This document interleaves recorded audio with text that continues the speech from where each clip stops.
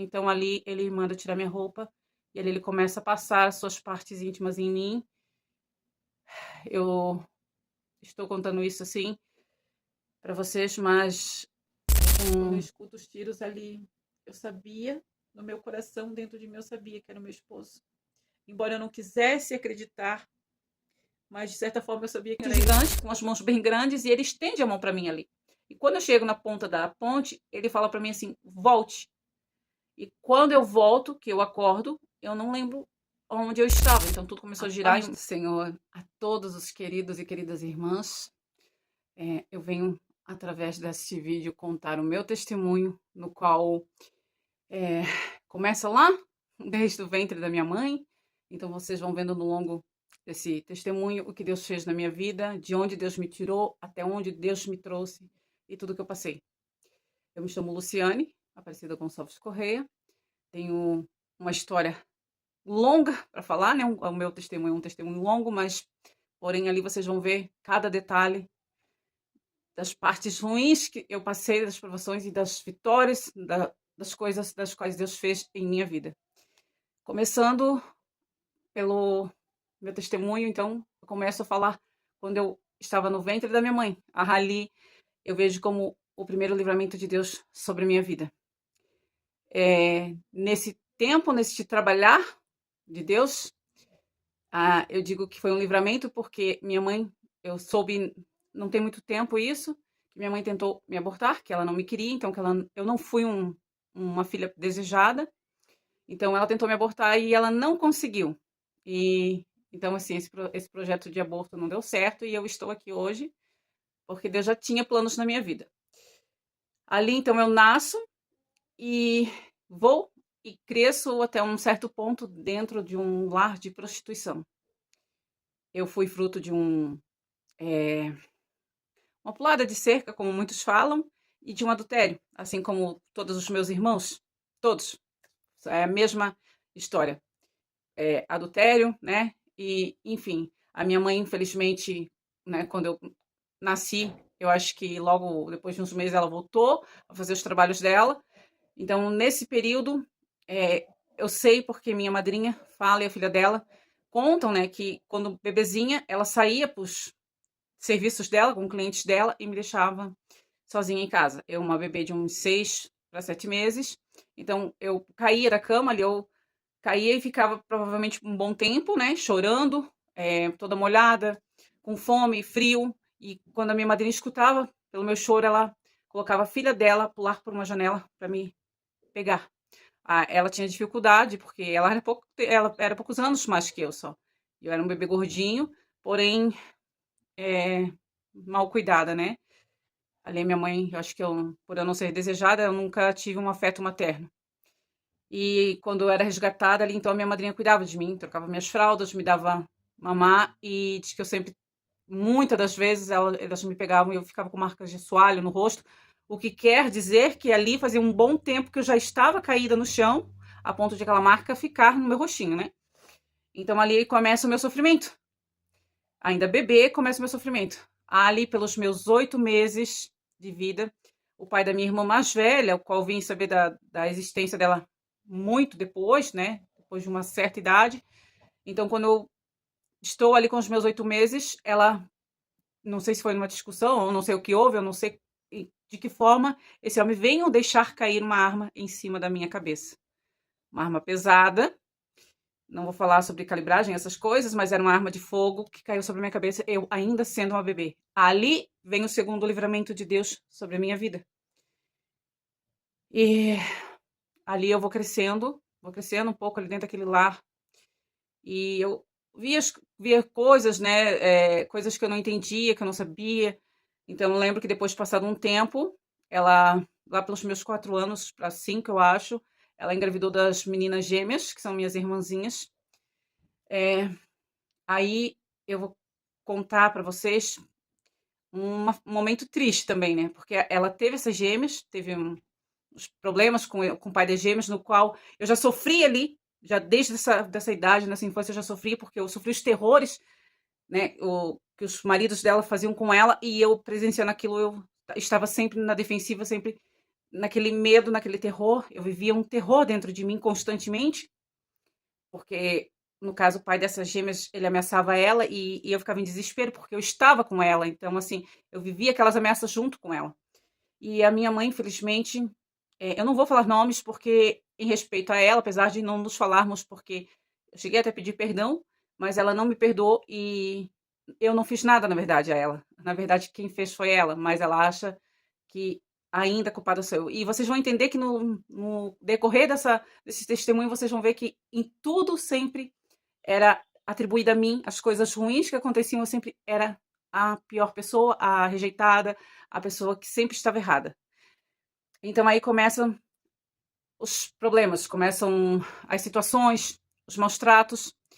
Ali ela ganha essas gêmeas, e eu lá com os meus 6 para 7 anos quase, eu lembro de mim, não, dali eu tava, acho que 6 para 7, uns 6 anos mesmo.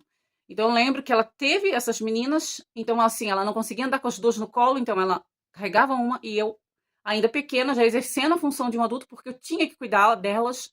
Às vezes ela saía e em algum lugar eu ficava cuidando das duas pequenas. Então ali eu lavava fraldas, fazia as coisas. Eu só não aprendi a cozinhar nesse tempo, foi a única coisa que ela não me pôs para fazer, digamos assim, né? Então, assim, eu cuidava delas. Eu me sentia mais mãe das minhas irmãs do que ela, né? Eu lembro que, assim, ela sempre foi muito negligente nesse sentido de ter cuidado com os filhos e ter aquele afeto. Que eu lembro quando essas minhas irmãs, ainda bebê, quebrou o braço, caindo de uma cadeira. E essas meninas, quando completam um aninho, ela doou a comadre dela, a que seria a madrinha das meninas e depois se tornou mãe adotiva. Ali eu sofri bastante. Ali eu sofri muito, porque eu era uma criança, mas porém eu tinha um amor muito grande pelas minhas irmãs, e eu sofri muito com aquele afastamento. Aquilo me machucou e eu chorei muito por um bom tempo. E ali eu começo a viver uma vida de sofrimento e de tortura, porque ali tudo que eu fazia, ou que eu falasse, às vezes eu apanhava, e nem sempre o apanhar era uma palmada ou uma chinelada. Na maioria das vezes eu era espancada. Eu lembro que ela tinha um costume, né, de que se ela estivesse conversando com alguém e eu chegasse, mesmo que eu ainda não soubesse que tinha alguém lá em casa, às vezes eu chegava sem saber, falando mãe, ela só fazia assim pra mim com a mão, esse balancinho de mão, ali eu sabia que eu iria apanhar depois. O que fazia com que eu, ainda criança, fugia. Eu ia pra casa das minhas amiguinhas e me escondia. Por medo, por terror, por desespero, porque eu sabia que se ela botasse a mão em mim, eu não iria só levar umas chineladas ou coisa do tipo, porque quando ela me batia demais. Até que houve uma situação dessas da qual ela me bateu tanto, ela me bateu muito na cabeça, e ela estava pisando no meu pescoço, e eu lembro dos meus avós intercedendo por mim, e os meus tios. Então ali a minha avó me leva para ficar na casa dela por um tempo. E ali a minha avó discutiu com ela e elas ficaram um tempo ali brigadas, né? Porque eu lembro que nessa época, além de eu ficar muito marcada, ela machucou muito a minha cabeça. Eu comecei a vomitar muito e passar muito mal. E eu tive ali eu não sei dizer o que que eu tive naquele momento, porque também ninguém me levou no médico, mas eu sei que eu comecei a passar muito mal, assim. É como se eu delirasse. E aí minha avó foi e questionou ela que ela não tinha condições de ter filho e não sabia por que ela botava filhos no mundo. E aí eu fui crescendo. E aí, ali passado um pouquinho mais de um tempo, ela foge com o marido, com o esposo da vizinha dos meus avós. Essa senhora ficou com um bebê de 4 meses na época. Infelizmente, como eu disse, eu fui fruto de um adultério, de um pulo de cerca, como todos os meus outros irmãos, porque minha mãe, ela nunca foi aquela pessoa assim, que ela procurou um homem livre para casar. Ela nunca procurou uma pessoa para ela que não fosse comprometido. Todos os esposos que ela teve eram casados, então ela sempre destruiu lares, famílias, sempre roubou o marido de outras mulheres. E foi assim com o pai da minha primeira irmã, a mais velha, foi assim com o meu pai, porque meu pai era casado, foi assim com o pai das gêmeas, foi assim com o pai da minha irmã, foi com o pai do meu irmão, e assim foi, fora os abortos que ela teve.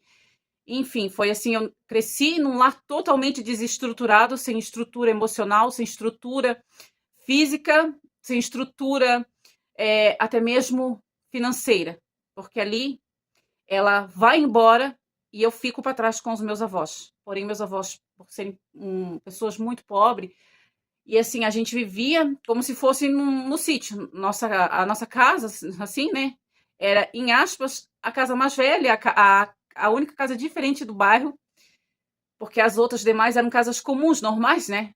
E a nossa não, a nossa na época era com patente, não havia chuveiro, nós tomávamos banho em gamela, que são aquelas banheiras esculpidas à mão, de madeira. São aquelas banheiras de madeiras esculpidas, né? Então ali a gente tomava banho naquela gamela. Nós tínhamos muito dificuldade financeira para tudo. Então, assim, eu não sabia o que era um shampoo, um sabonete. Nós tomávamos banho com sabão de soda caseiro, né? Feito na época. E ali nós tínhamos que pegar água no poço para levar para dentro de casa para tudo, para tomar, para fazer comida, para lavar louças. Então, assim, eu lembro que era um balde muito grande, que minha avó tinha na época, um balde amarelo, que eu nunca me esqueço. E eu usava um balde de alumínio pequeno, que era preso numa corrente que ficava no poço e tinha uma manivela, isso era manual. Então, eu tinha que baixar aquilo, pegar 3 baldes e jogar naquele balde para depois levar para dentro. Então, assim, ali eu já sabia, né, o sofrimento que eu passava, eu senti que eu ia ter consequências na frente por conta da minha coluna, porque eu fazia muito esforço, muita força física nesse sentido. Mas também, por outro lado, ali já Deus me livrava em tudo. Deus já vinha me cuidando. Lá pelos meus 7 anos e pouco, 7 aninhos, eu lembro de um tio que era casado com minha tia, né? Não era tio de sangue. E ele sempre me chamava para mim ir levar recados à minha tia ou chamá-la, né? Que ela trabalhava assim na mesma rua onde nós morávamos, alguns metros para baixo, uns 300 metros para baixo, digamos assim. Então, eu fui até lá e ele estava sozinho e eu me lembro assim da cena da qual ele estava com sua parte íntima para fora dos shorts e ali ele me pede para entrar e eu meio acuada, sem saber o que ia acontecer e eu assustada porque eu até então não tinha visto, me deparado com uma parte masculina. Então ali ele manda tirar minha roupa e ali ele começa a passar as suas partes íntimas em mim. Eu estou contando isso assim para vocês, mas é com uma dor muito forte, porque isso são lembranças e coisas que eu guardei por muitos anos. Foram 40 e poucos anos guardando isso dentro de mim. Porque ainda que eu chegasse nos dias de hoje e falasse para minha família, conhecendo como eu os conheço, eles diriam que eu queria. Que eu estava fazendo porque eu queria ou porque eu era sem vergonha, né? Porque para tudo eles falavam esse termo. Então, ali acuada, com medo, sem saber o que ia acontecer comigo, eu olhava para a porta assim com desespero, na esperança que alguém chegasse ali para me ajudar. Porém, isso não aconteceu, ninguém chegou. E esse abuso ocorreu por mais de uma vez. Tanto que quando minha tia pediu muito para me dormir na casa deles, eu tinha medo, então eu rejeitava, mas aí eles me forçavam a ir dormir lá com ela. Só que quando ela estava, ele não fazia nada, é claro. Então eu tinha muito medo quando ela saía, aí eu já queria correr dali, eu já queria ir para casa. Depois teve um outro tio que ele não chegou a fazer nada, a não ser só me querer me comprar com doces, coisa do tipo. E chegou a passar a mão em mim, assim, mas não fez nada. Então foi mais um assédio. Aí eu passo muitas coisas quando eu entro ali na minha na puberdade, ali quando eu tenho o meu primeiro ciclo menstrual ali, né, eu tenho um desespero. Ali eu entro em desespero porque eu não sabia o que era aquilo e eu era apenas uma menina de 11 para 12 anos e eu achei que eu estava tendo uma dor de barriga. Então eu me desesperei porque eu não tinha ninguém para falar comigo, ninguém para me direcionar, ninguém para me dar uma explicação. Então eu me assustava com as coisas assim, não sabia o que era. E ali eu não sabia nem o que significava absorvente, porque nessa época não existia absorvente. Não na minha família, não com os meus avós. Não tinha. Então eu passei por muitas coisas. Como eu citei, foram muitos sofrimentos, né? Muitas coisas, apanhei muito, fui espancada muitas vezes pela minha mãe. Passei por muitas situações de fome, a qual eu lembro que a filha desse homem que a minha mãe roubou da vizinha da minha avó, ela era minha amiga, então assim, a gente tinha uma amizade muito boa. Ela ia até a casa dela, roubava às vezes pão da mãe dela, ou falava que era para ela, e vinha trazer para mim para matar a minha fome. E muitas das vezes eu até ia para casa de uma tia minha, onde lá tinha bastante comida, então como eu comia muito, porque fazia muito tempo às vezes que eu estava sem comer direito, quando eu comia demais, que eu passava mal, porque eu passava muita fome, eu não tinha roupas para vestir, eu andava com as roupas da minha avó, que ela remendava, eu lembro dela remendando a mão ainda, fazendo as costurinhas à mão, e ali era o que eu tinha para vestir. Quando eu ainda ganhava alguma coisa, no caso da parte do meu pai, ele sempre me dava roupa masculina, calçado masculino, tudo masculino. E isso era uma vez por ano.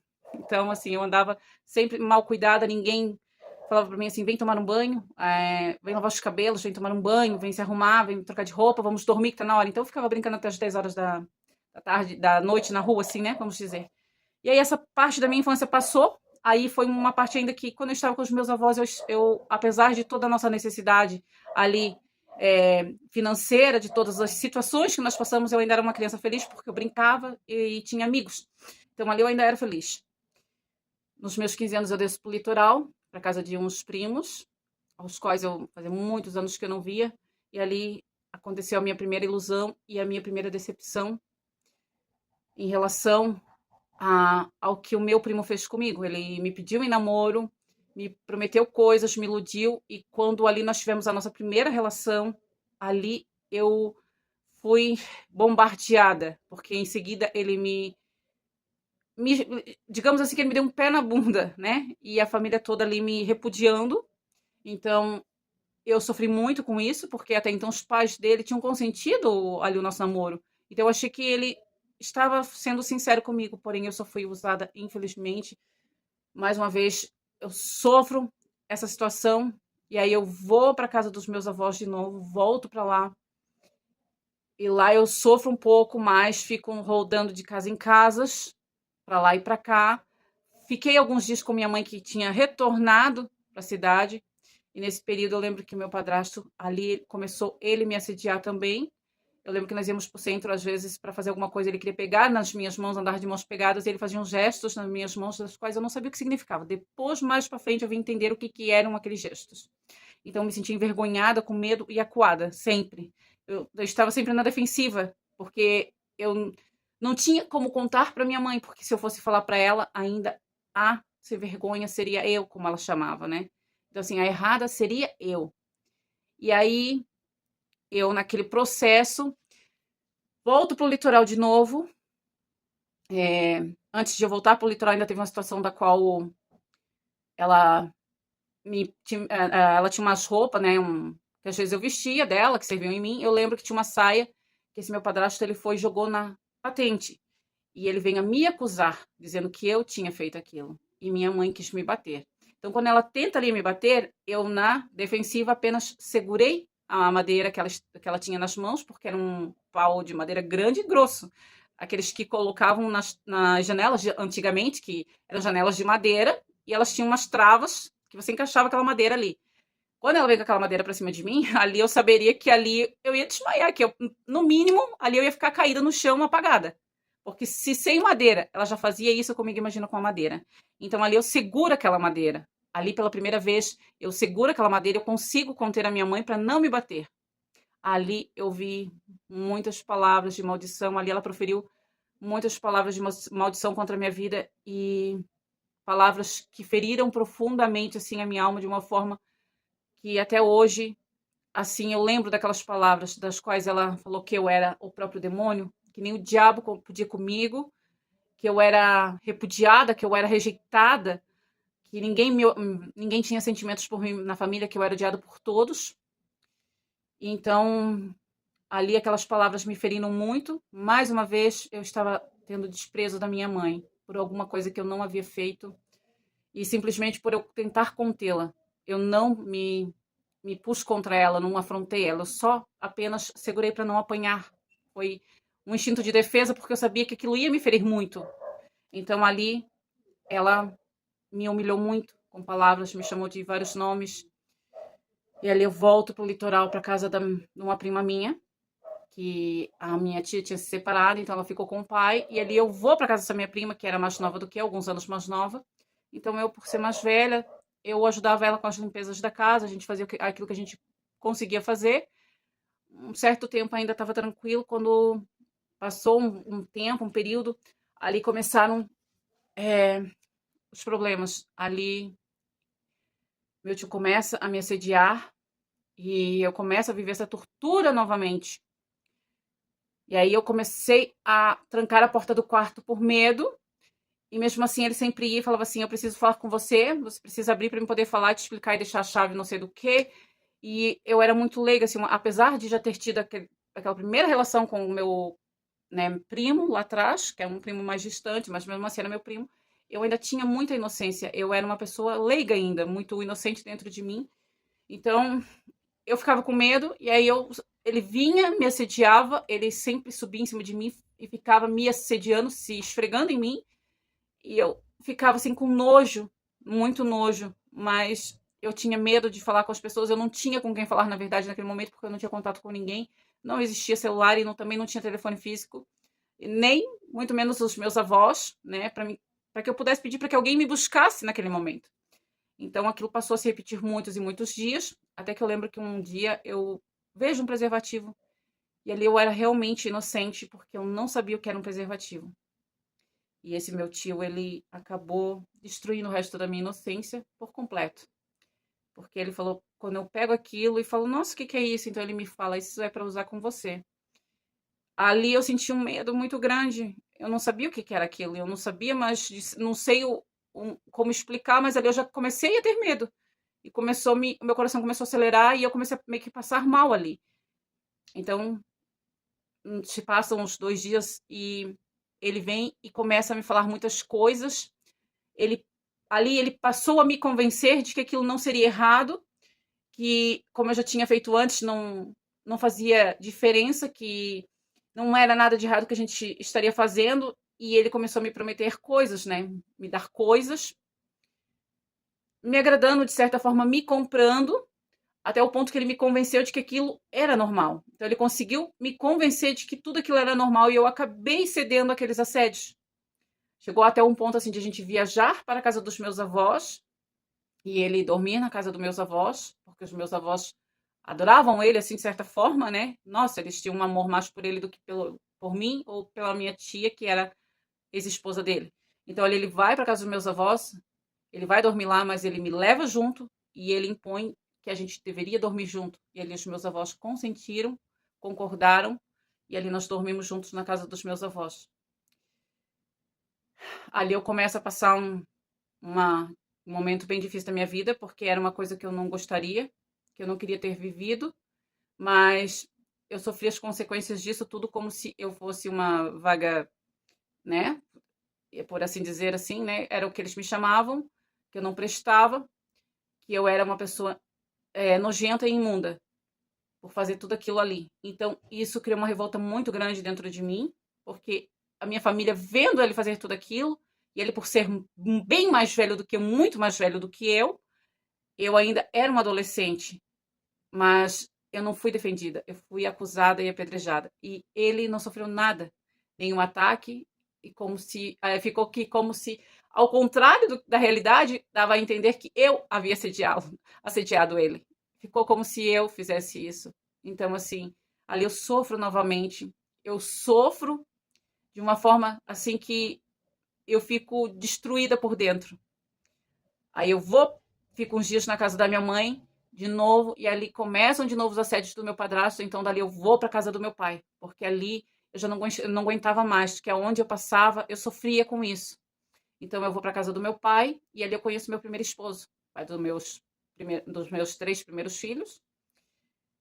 E lá a gente vai para a cidade de Curitiba, Paraná, e lá começamos a nossa vida. Lá eu comecei a minha história com ele e tivemos uma família. Lá eu tive meu primeiro filho e a minha primeira experiência com Deus na igreja e a minha primeira experiência no sobrenatural com Deus foi quando eu estava grávida do meu filho. Eu passei uma gestação tudo tranquila, mas lá pelo final da gestação eu tive muitos problemas, do qual o médico havia desenganado tanto eu quanto meu filho. Ele até ele cogitou ao meu esposo que tivesse que escolher entre um de nós. Então eu falava que eu preferia que o meu filho ficasse e eu fosse, porque eu já havia vivido um pouco da minha vida. Então eu precisava deixar o meu filho viver. E eu queria, a única coisa que eu pedia, que eu me lembro, que no dia que esse médico me falou isso, eu saí aos prantos de dentro do consultório. Ali minha cunhada tentou até falar com ele a sós, e ele falou assim, não, deixa ela escutar, porque é a vida dela, ela tem direito de decidir como ela acha melhor viver esses últimos dias, então sai com aquilo de lá. E ali eu lembro que eu saí chorando, tinha um parquinho logo ao lado, e eu olho aquelas criancinhas brincando ali, e aquilo feriu muito meu coração, porque eu pensei, Deus, se tu existe, não deixa eu morrer sem ver o rosto do meu filho. Eu, eu sempre sonhei em ter um filho, é o meu sonho, é a minha vida, eu quero ter um filho, deixa eu pelo menos conhecer meu filho depois, o senhor pode me levar? Então, neste momento que eu falo com Deus, eu não sabia quem era Deus de verdade, mas eu sabia que existia um Deus. E eu vou para um cursinho que lá eu fazia, ajudava nos enxovais de bebê. Então, a gente ia para lá, aprendia a fazer as coisas, bordados, tricô, e ganhava os enxovais, né? Então, ali eu lembro que no último dia que eu fui desse curso de enxoval, eu estou passando na frente de uma igreja e eu me deparo com um culto. Então, algo dentro de mim me fez entrar naquela igreja. Eu entro ali e fico lá atrás, escondidinha, bem lá atrás. Então, de repente, o pastor lá na frente olha para mim e vem assim, meio que assim, pro lado, me procurando e fala: Ei, moça, você que está aí atrás, Deus manda te dizer que o teu bebê está atravessado, está com o cordão tudo enrolado no pescocinho a ponto de morrer. E você também. Fizeram uma grande obra de macumba contra a vida de vocês. Ali ele deu as características exatas da pessoa e eu sabia de quem se tratava, eu sabia quem era, mas dentro de mim eu pensei: ele tá falando isso só por falar, porque ele não conhece minha vida, ele não sabe de nada, então como é que ele pode falar essas coisas? E esse pastor falou assim: se não for de Deus o que eu estou te falando, eu te dou a minha face para você vir aqui e me falar que é mentira na frente de todo mundo. E ali ele disse: não, e eu te digo, macho, não passa desse final de semana para tu ter esse bebê, porque Deus está arrumando, está ajeitando, ele está virando o teu filho e arrumando para nascer. E ali eu vou para casa, isso foi numa sexta-feira, e nessa mesma sexta-feira, em torno das 11h30 da noite, eu começo a sentir ali as dores do parto. E aí eu levanto no outro dia, limpo a casa e falo pro meu esposo: vamos.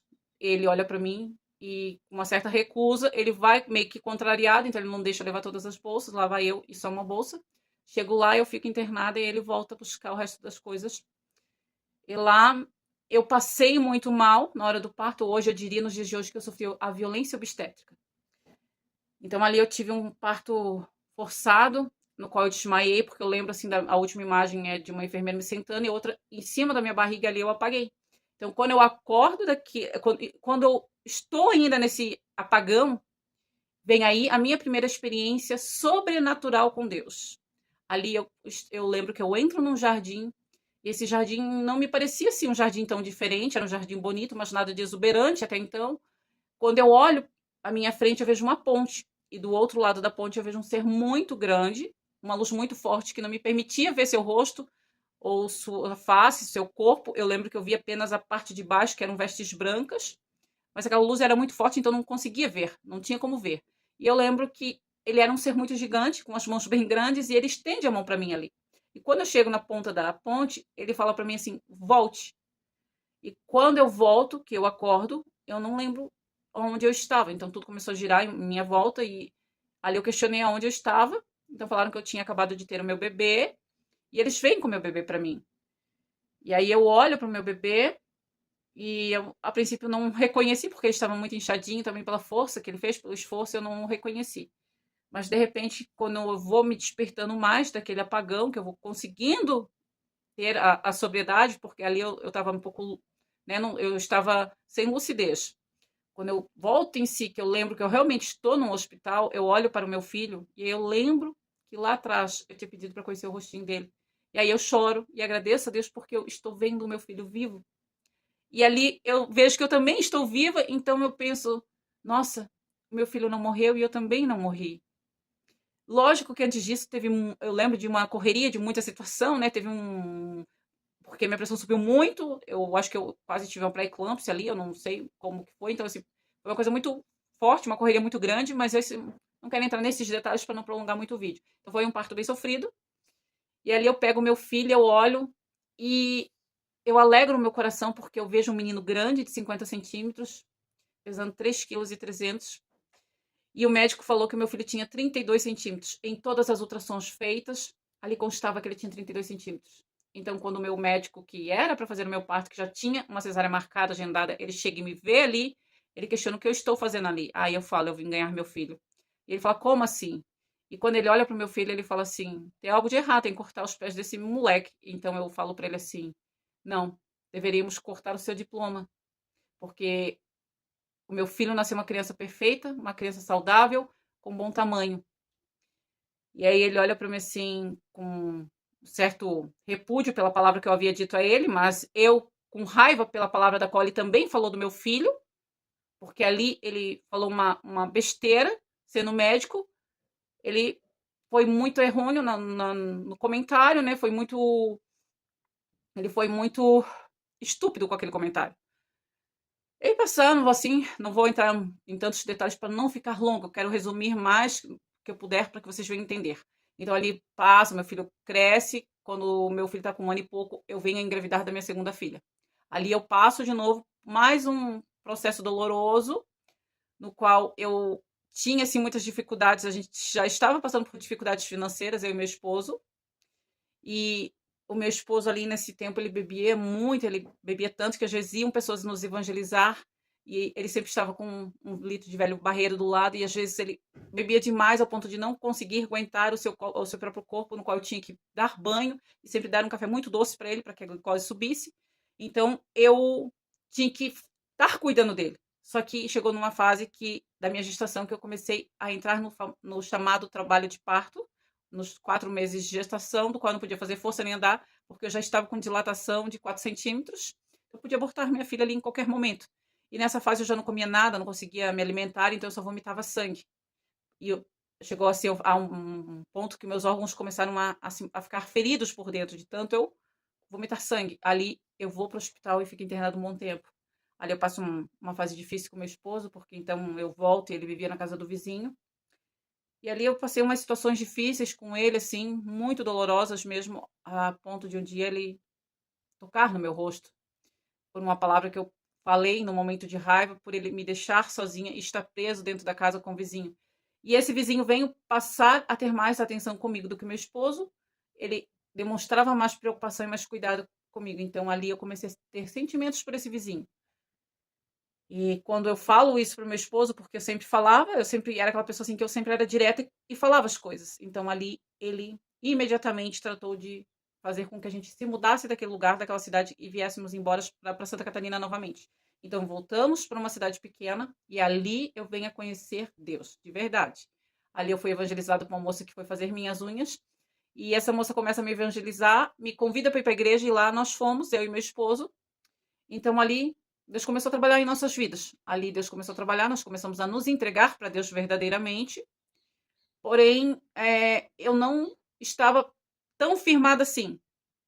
Ali eu comecei a trabalhar também nesse período e quando eu começo a trabalhar, ali eu começo a me desviar dos caminhos do Senhor. Ali eu comecei a trabalhar e comecei a ver o mundo lá de fora através das meninas que trabalhavam comigo. E ali eu me empolgo, porque ali eu consigo a minha primeira conquista, que era uma moto na época. Eu consigo ir lá e tirar uma moto. Então aquilo foi para mim assim, uma grande vitória. Primeira conquista aos 25 anos de idade.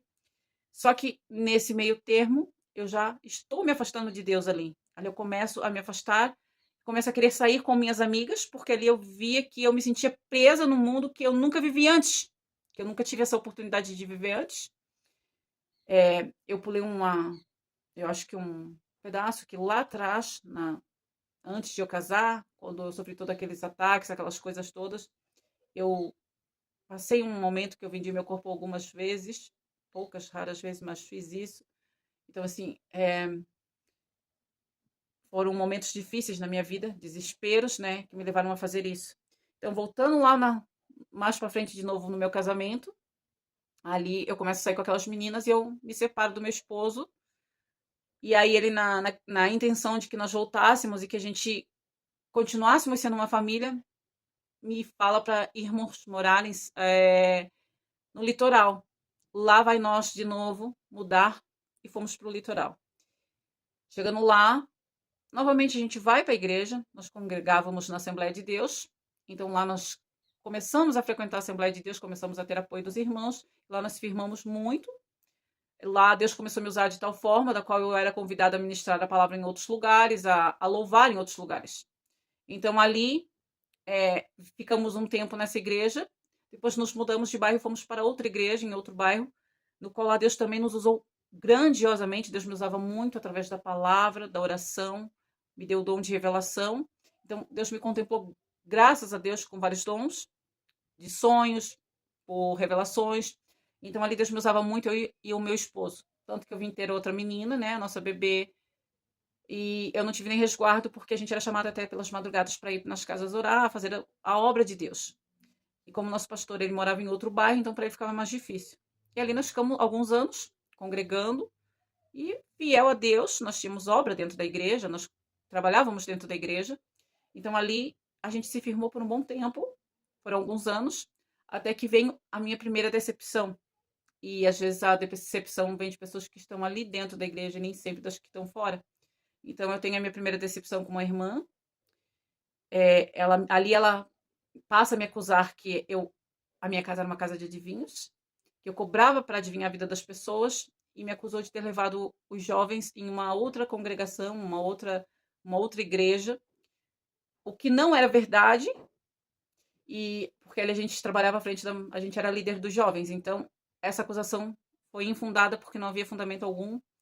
E aquilo machucou meu coração, feriu meu coração da forma que ela começou a se levantar contra mim com falsos testemunhos, né? Ou seja, me acusando de coisas infundadas.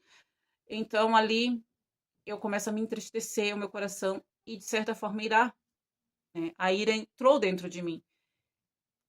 E até que houve o culto de ceia e o meu pastor acabou me matando naquele culto, quando ele me obriga a cear e pedir perdão a essa moça. E fala para que ela faça o mesmo, porém eu não queria cear, porque eu estava me sentindo irada, eu estava me sentindo machucada, magoada, então eu estava com meu coração machucado, então eu estaria pecando sendo naquele momento, mas o meu pastor forçou-me a cear e pedir perdão àquela moça.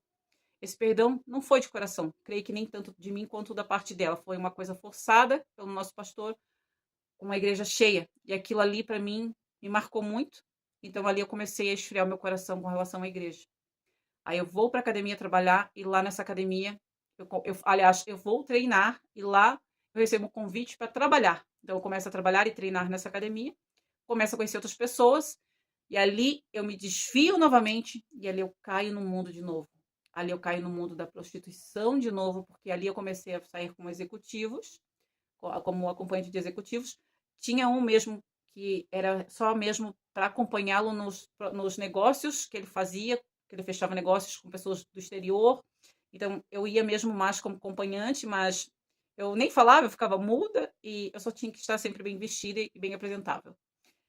Mas havia outros que não, e além disso. Então é uma parte que eu me envergonho, eu tenho muita vergonha disso de mim, porque infelizmente é uma parte que eu me deixei ser usada pelo inimigo, eu deixei o inimigo me usar e fazer o que ele queria de mim naquele momento. E ali eu também passei a dançar em casas de show, a qual eu recebia por apresentações. Eu fazia muito dança do ventre, então ali eu ganhava dinheiro por cada apresentação em cada casa, era um valor que eu recebia. Ali eu andava bem vestida, muito bem arrumada, com coleções de perfumes e roupas caras, calçado caros. Porém, havia um vazio dentro de mim. E nesse tempo que tudo isso aconteceu, gente, eu quero deixar claro aqui que eu já estava separado do meu esposo. Ali eu já havia me separado dele, então fazia meses que nós estávamos separados, porém nós morávamos dentro da mesma casa. Para que vocês entendam que eu não estava mais casada. No momento em que eu descobri aquele mundo, eu já não queria mais ficar casada, porque ali eu perdi o amor pelo meu esposo, ali o meu amor se esfriou. Então eu comentei com ele, ele quis insistir, e ali eu conheci outras pessoas e acabei gostando de um outro rapaz, que ali foi o fim do nosso casamento. Então ali eu começo a sair, começo a fazer essas coisas, até que eu conheço um outro rapaz, que é o pai dos meus filhos, e aí eu chego na parte mais triste da minha história. Essa parte é a parte mais dolorosa, que vocês vão entender o porquê. Então, nesse momento que eu estou na academia, que eu estou me sentindo realizada por estar fazendo todas as coisas do mundo, e eu queria viver aquele momento, queria curtir muito, eu conheci o meu falecido esposo através da minha sogra e do meu cunhado. E ali, então, começou a nossa história. Ele começou a ir, me conheceu e depois começou a ir frequentemente na academia todos os dias. Assim que eu fechava a academia, ele estava lá fora me esperando. Com uma semana e pouco ele me aparece com alianças e eu achei aquilo tudo muito louco e falei para ele assim: isso é impossível, porque uma pessoa não pode amar outra assim à primeira vista, não tem como. Então, isso não existe. Me desculpa, mas eu não acredito nesse amor que tu sinta. Isso não pode ser um amor verdadeiro. E ali ele me questionou sobre a gente morar juntos e dividirmos o aluguel, mas cada um seguir sua vida. E como eu já estava separada há muitos meses do meu esposo e eu queria mesmo sair da casa já, então eu relutei um pouco sobre a proposta dele, mas acabei aceitando. Então ali nós alugamos um apartamento e fomos morar. Nós tínhamos um colchão, um micro-ondas e uma geladeira e uma TV. Ali eu levo a minha bebê, a minha filha pequena, porque os mais velhos optaram em ficar com o pai. Então ali começa. Eu lembro que na primeira vez que eu tentei sair com a minha amiga, ele sabotou essa minha saída. Nós íamos para um lugar VIP, assim, um lugar muito elegante, muito chique, né? Que eram só pessoas da elite que frequentavam. E a minha amiga tinha conseguido isso pra gente. E eu estava muito empolgada. Mas ele me deu algo para tomar e eu acabei dormindo. E ele mandou mensagem para minha amiga como se fosse eu e desligou meu celular. No outro dia eu acordo e eu me deparo com aquela situação. E aí eu vou questioná-lo. E ali ele fala que ele ficou com ciúmes porque ele estava me amando. Então, quando eu ouço essa palavra entrou dentro do meu coração e eu pensei, ele me ama de verdade. Eu achava que era da boca para fora. E ali eu começo a ver esse rapaz com outros olhos e ali começa a nascer um sentimento por ele dentro de mim. Até que nós mudamos, montamos uma casa e nós morávamos num lugar bom. Então, assim, a gente passou a passear, né, digamos assim, ir para casa dos nossos amigos com muita frequência. Dias de semana, finais de semana, a gente bebia, a gente gastava muito com bebida, porque a gente bebia bastante. Ali nós fazíamos tudo que a gente queria, né? Tipo, aproveitava bem a vida. Lembro-me de uma dessas fases que a gente foi na casa de um amigo nosso que teve uma mulher que foi fazer um despacho na esquina. E assim que essa mulher saiu, eu lembro que ela estava com uma caminhoneta na época, ela virou as costas, eles foram lá e pegaram todo o despacho, então ali eles beberam aquela bebida e fumaram o charuto. Meu esposo ali se incorporou e ele ficou assim totalmente transformado. Ali ele falou que nós iríamos para casa e eu falei que eu não queria porque eu estava com medo dele, porque ele estava diferente e com atitudes diferentes. Eu estava com medo de ele dirigir naquela situação, então eu não queria ir com ele. E ele me toma assim, a força, porque eu estava tipo, me apegando nos amigos.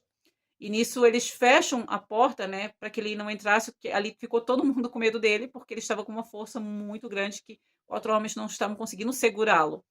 Então a gente fecha a porta e eu fico ali com medo. E nesse tempo ele derrubou um muro. E quando isso aconteceu, o meu desespero foi muito grande, porque para derrubar um muro, a mão é uma força muito grande. Para quem entende, sabe que as forças malignas são realmente muito fortes. Então ali ele conseguiu derrubar um muro. E para isso vocês devem imaginar que a força foi muito grande mesmo. Então ali eu tenho que ir com ele para casa, vou com muito medo. Quando a gente está chegando em casa, ele pega um rapaz na rua, eles discutem ali, ele estava quase matando um rapaz enforcado, e nisso outro chega e começa a dar umas capacetadas nele, e eu vou para defendê-lo e empurro esse rapaz. Quando eu empurro esse rapaz vai para cima do carro e cai no capô, e ele se levanta e vem em minha direção com uma fúria muito grande. E ali o meu esposo já tinha pegado o rapaz que eles estavam brigando, e ele pegou e saiu como se nada tivesse acontecido, como se os dois fossem amigos, e foram resolver alguns problemas deles. E, no entanto, ali eu fiquei sozinha. Se não fosse por os amigos que estavam ali comigo, eu teria apanhado ali, porque meu esposo me largou sozinha ali. Então, ali foi uma experiência que nós tivemos com o inimigo. Ali eu vi o agir do inimigo sobre as nossas vidas, que até então eu nunca tinha visto uma força tão grande e uma ação assim tão rápida. Então, passado isso tudo, a gente continuou a nossa vida e até que o meu esposo se encontra com amigos do passado, e esses amigos do passado tinham ajudado ele, então eles cobraram essa ajuda, né? Ele veio cobrar assim que o meu esposo ajudasse ele de certa forma. Pediu se a gente conseguia ajudar eles a conseguir uma casa e para que eles ficassem em nossa casa por um tempo. Eu não sabia quem ele era no passado, quem ele foi, não fazia ideia. Então, assim, meio sem entender, mas permiti eles entrarem dentro de minha casa. Então, passados uns dias, esse rapaz foi preso porque ele estava foragido. E ali ficou parecendo que o meu marido tinha dedurado eles. Aí, com o tempo, meu marido ali ficou solto ainda, mas depois ele foi preso como cúmplice deles. E lá ele teve que assumir coisas que ele não havia feito, porque ficou como se ele tivesse, assim, tipo, dedurado outro rapaz, mas não era verdade. Enfim, foi uma situação ali que as más amizades colocaram ele nessa situação. Então ali eu falei para ele que por conta dessas amizades ele estava perdendo o casamento dele, que ali eu estava me afastando dele. Só que nesse meio termo eu engravido do nosso filho mais velho, então eu não sabia, não tinha certeza, até que eu fiz o exame, descobri e guardei para mim por conta dessa situação que nós estávamos vivendo. Então ali o meu esposo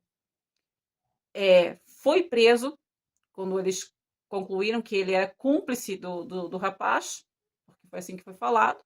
Então ali ele teve um passado, infelizmente foi um passado doloroso, mas no qual ele não devia tudo aquilo que estavam falando, porém, mas ele teve que assumir. Então, de qualquer forma, ele teve esse passado. Eu lembro de uma parte assim que é bem emocionante, que foi como ele descobriu que ia ser pai dentro de uma delegacia. Quando ele foi preso, eu lembro que ele estava com um braço algemado e outro segurando uma colher porque ele ia almoçar. E ele pede para falar comigo. Então a escrivã vem, me chama e eu entro. E lá ele me fala assim: você vai me abandonar, Nelo? Porque você falou que não iria me visitar, não me abandona. E ali ele chorava, as lágrimas corriam sobre o rosto dele e ele pediu para que eu não o abandonasse. Então, naquela insistência, naquele choro dele, eu olho para ele, olho para minha barriga e falo: não te preocupe, nós não vamos te abandonar, porque quando você sair daqui, nós estaremos te esperando. E leva a mão à barriga. Ali ele grita assim: você está grávida, Lu? Aí ele fala: ei, eu vou ser pai. Ele fala para a escrivã: eu vou ser pai. E ele chora, chora, assim, um choro profundo de emoção e de dor ao mesmo tempo, porque ele sabia que eu estava ficando e ele estaria indo para a penitenciária. E ali ele foi transferido para outra cidade. Então eu visitava uma vez por mês, até que eu vou morar nessa cidade. E lá começa a minha história com Deus novamente. Lá eu conheço a irmã Adriana, a qual começa a me evangelizar novamente. Ela me passa a convidar para ir à igreja. Ela passa a me levar para a igreja.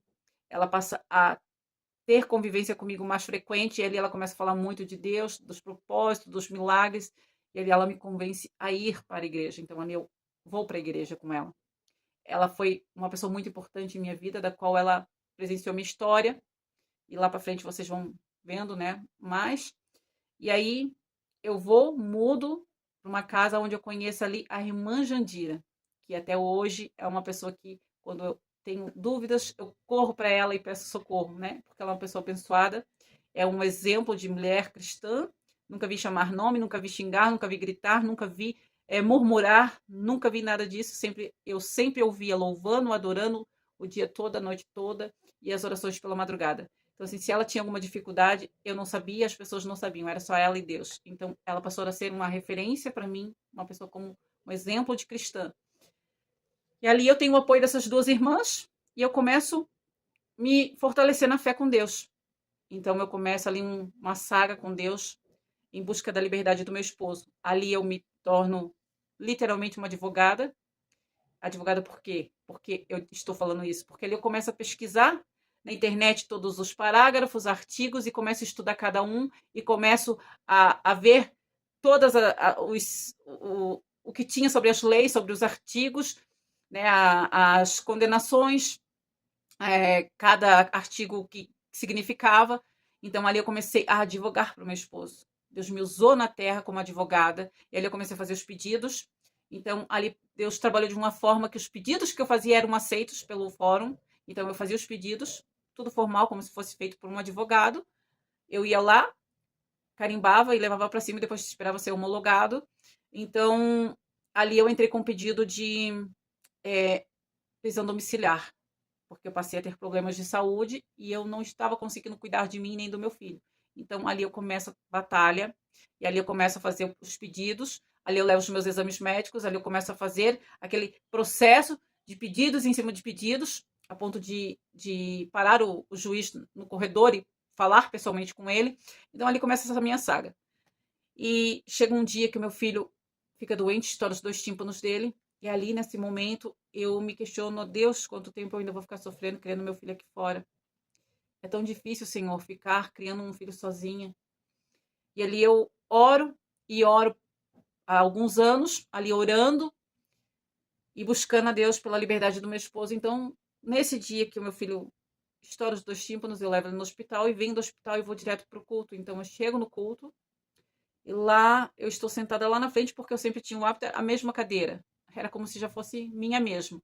Então eu chegava, sentava lá, e eu sentada com meu filho em meus braços, deitadinho com uma touquinha de chaves, e chega uma senhora anciã para pregar. E essa senhora começa a falar, começa a ministrar a palavra, e chega num determinado ponto ali que ela para, olha para mim, vem em minha direção e fala: Ei, mulher, Deus manda te dizer que Ele está ouvindo as tuas orações. Ele tem ouvido o teu clamor. Os teus gemidos têm alcançado ao trono do Senhor. E Ele manda te dizer que por amor a você e pelas tuas orações, através de você, Ele está trabalhando e tirando aquele teu de lá de dentro, quebrando as correntes e abrindo os cadeados. E lá naquele lugar, lá, Ele está assinando o papel com uma caneta de ouro. E ali eu começo a chorar num choro desesperador, de emoção, porque eu estava buscando por isso, e eu queria tanto que isso acontecesse, que ali eu choro, choro, choro, assim, as lágrimas correm sobre o meu rosto, assim, que começaram a molhar a roupa do meu filho até. E ela olha para mim e fala, e tem mais. Deus manda dizer que toda a infecção do ouvido dessa criança, Deus está tirando. Eu vejo Deus tirando num cordão. E ela não sabia que meu filho estava doente, porque eu tinha acabado de chegar no hospital, não tinha nem como falar com ela, nem com ninguém o que estava acontecendo. Só quem sabia ali era a irmã Adriana. Então, ali, eu olho para o meu filho e choro mais ainda. E isso foi num sábado. Então eu volto para minha casa, passo o sábado, passo o domingo, passou a ser. No domingo ainda meu filho foi brincar, né? Para reforçar, meu filho foi brincar. E eu fui repreendê-lo pelo fato de ele estar com os tímpanos estourados. Eu falei, filho, você não pode, você sabe disso, porque porque os médicos falaram. Então ele olha para mim e fala, mãe, mas Jesus me curou. Jesus falou onde que me curou, então eu estou curado. Então eu fecho os meus olhos e me questiono, Deus, aonde está minha fé? Meu filho está tendo mais fé do que eu. E aí eu abro os olhos e olho para o meu filho e falo, você tem razão, filho, pode brincar. Você está certo. Jesus te curou. E aí eu deixo meu filho brincar.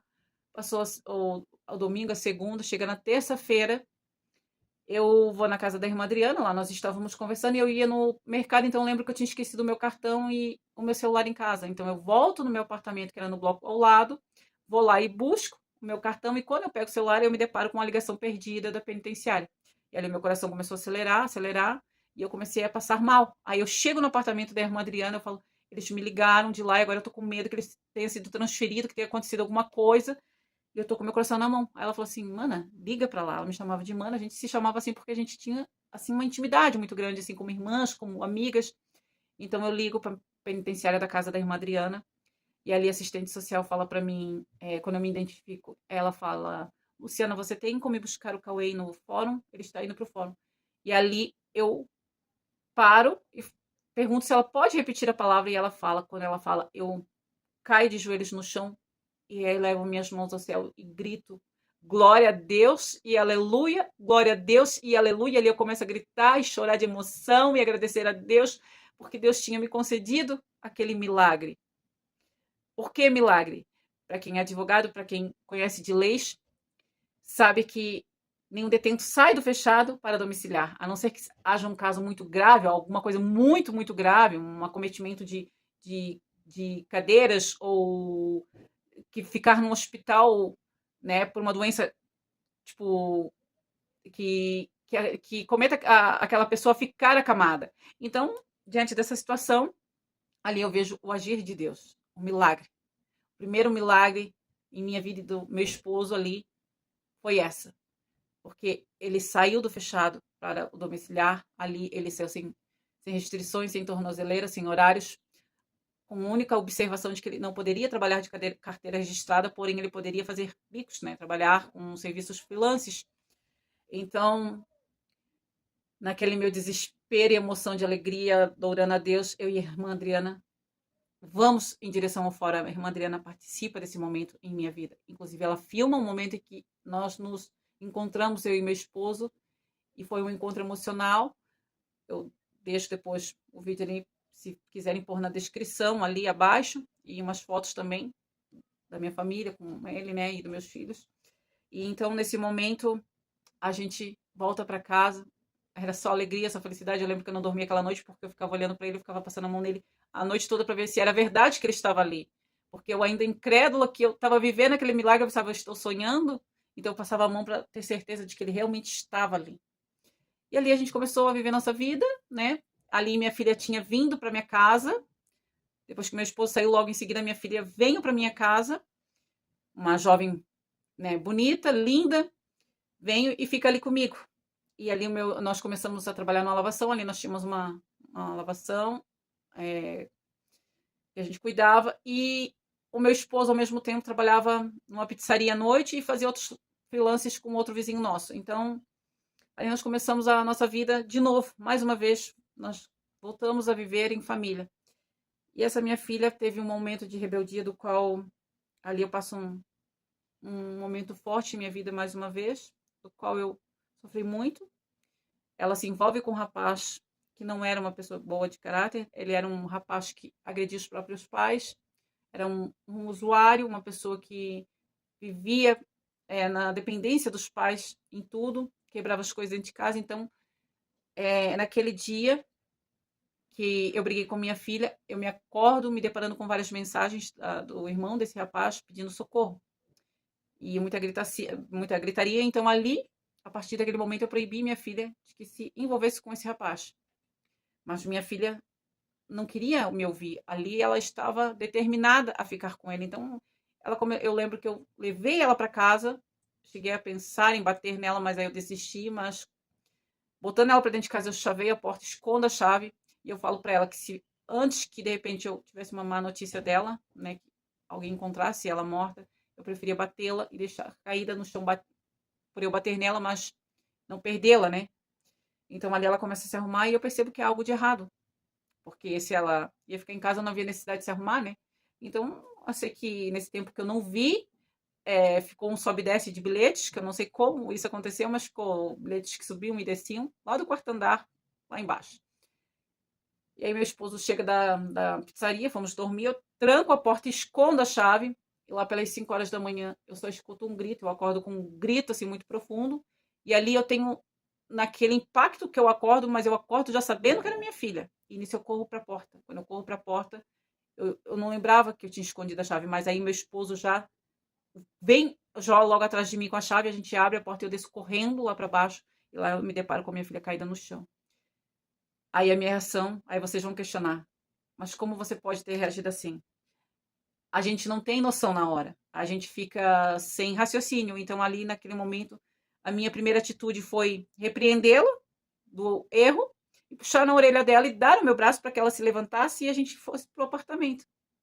Só que quando eu tentei levantar, ela não conseguiu. E ali ela me disse que achava que tinha quebrado os pés. E eu olho para ela e digo, mas os teus pés não estão nem inchados. Então eu pego e falo pro meu marido, pega ela no colo e leva ela para cima. Nisso já tinha sido chamado o SAMU. E aí eu vou e ligo pro pai dela contando do que tinha acontecido. E nisso o pai dela me chama a atenção e fala que eu não deveria ter feito aquilo, que eu não deveria ter mexido nela, porque poderia de repente acontecer uma hemorragia interna. Então quando a minha ficha cai, ali eu entro em desespero. Ali começo a ligar com frequência para o SAMU. Nisso, a mãe do rapaz estava lá na minha casa, porém, graças a Deus, de alguma forma, Deus não permitiu que ele acordasse, que ele pegou num sono tão profundo que ele não viu nada. E ali eu não sabia mais o meu endereço, não sabia onde eu morava, não conseguia raciocinar. Então, essa mulher pega o celular e começa a passar o endereço, dá os dados, e lá a gente vai para o hospital. Lá nós passamos 13 dias nesse hospital, foram 3 cirurgias, porque ela quebrou a coluna, quebrou o tórax e os 2 pés. Os pés dela, um deles moeu todinho. Estou falando isso por quê? Porque na rebeldia da minha filha naquele momento, ela me deixou uma carta na qual ela deixou ainda destacada a palavra escrita, né? Só Deus pode impedir, porque ela disse assim que ela iria embora com ele e que nunca mais queria me ver, que eu seria a última pessoa que ela gostaria de ver e precisar. Então ela fala, ele não é um monstro que vocês pintam e só Deus pode impedir. Então ali eu vi o agir de Deus novamente na vida da minha filha. Ela caiu, mas Deus guardou ela da morte. Porém, nós passamos um processo muito doloroso. Eu ainda tive que assinar documentos para fazer cirurgia com o coração na mão, porque ali eu sabia que eu podia estar entregando a minha filha para a morte ou, de repente, condenando a ficar numa cadeira de rodas ou salvando ela. Então, a minha cabeça estava, assim, cheia. Eu estava com a minha cabeça um turbilhão de pensamentos. E ali eu assino aqueles documentos, minha filha faz as cirurgias.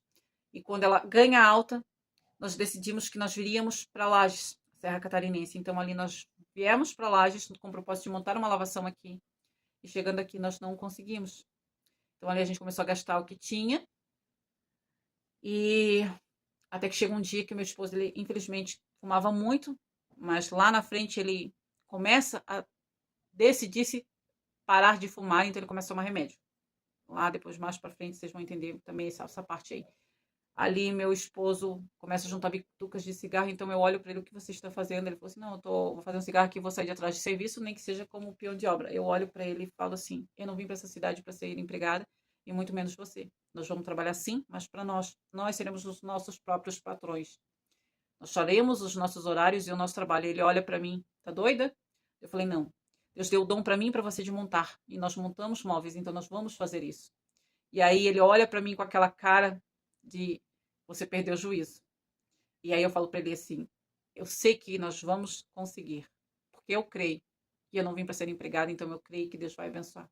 E ali eu começo a postar no Facebook, e ali começou a aparecer muitos serviços, e as pessoas assim em si ficavam, né, sempre surpresa por ver uma mulher junto, né, fazendo esse tipo de trabalho, coisas que não é comum para mulheres.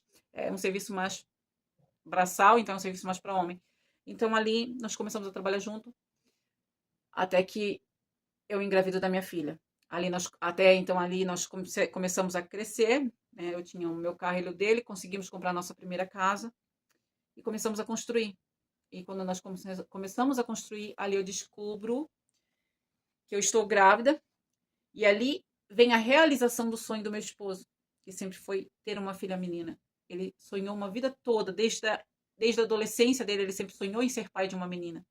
Então, quando eu descubro que eu estou grávida, e eu vou dar essa notícia a ele, ele tem uma atitude assim estranha, e eu acabo meio que me chateando com ele. Ele estava brincando de pipa com as crianças ali, porque ele era uma criança gigante, mas era uma criança que ele vivia brincando no meio das crianças pequenininhas, e ele era assim sempre, então era muito comum as crianças virem atrás dele para brincarem.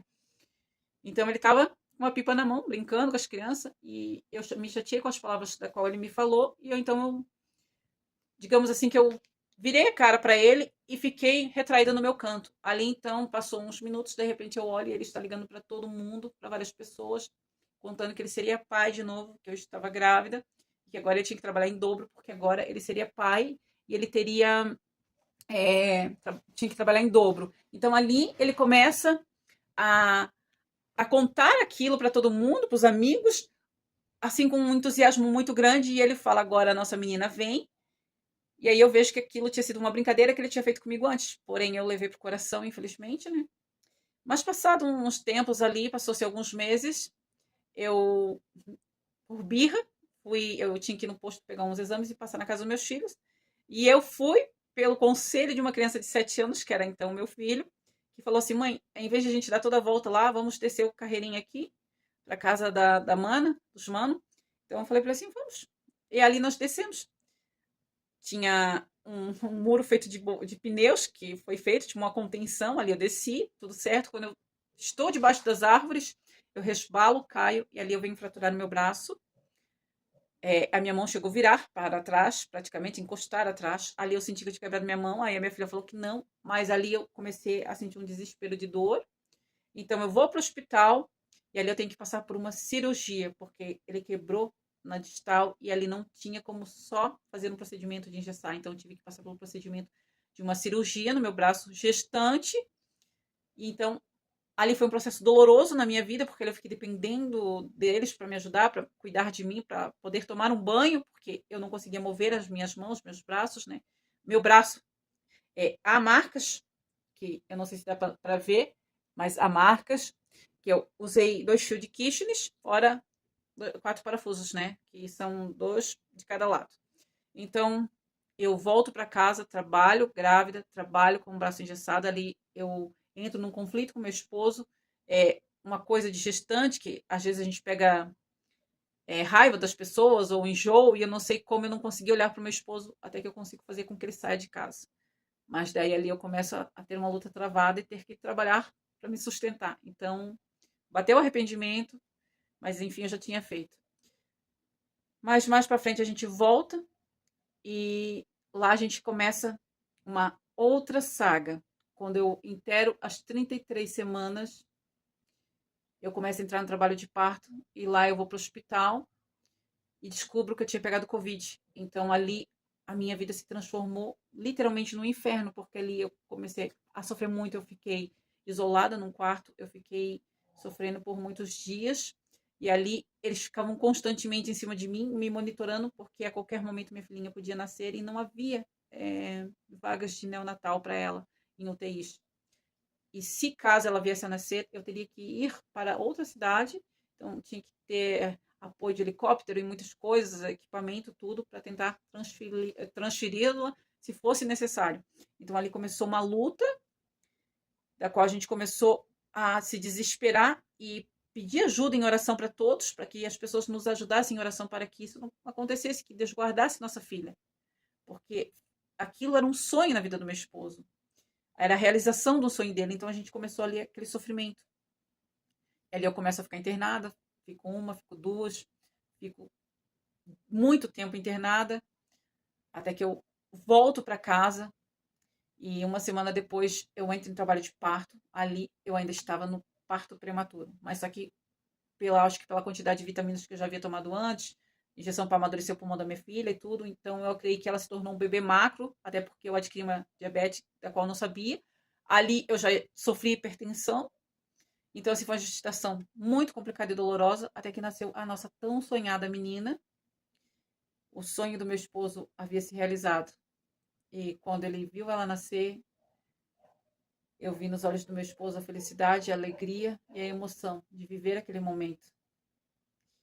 E eu lembro que ele postou no status ainda, saindo, gritando pelas ruas, meia-noite, parecia, porque minha filha nasceu, era 10 para meia-noite, então ele, assim que ela nasceu, ele teve que se retirar para mim ir para o quarto de recuperação. Então, quando ele volta para a maternidade para ficar comigo, eu vou olhar o status dele, ele faz um status no qual ele sai na rua gritando: "Ei, minha filha nasceu! Ei, minha filha nasceu!"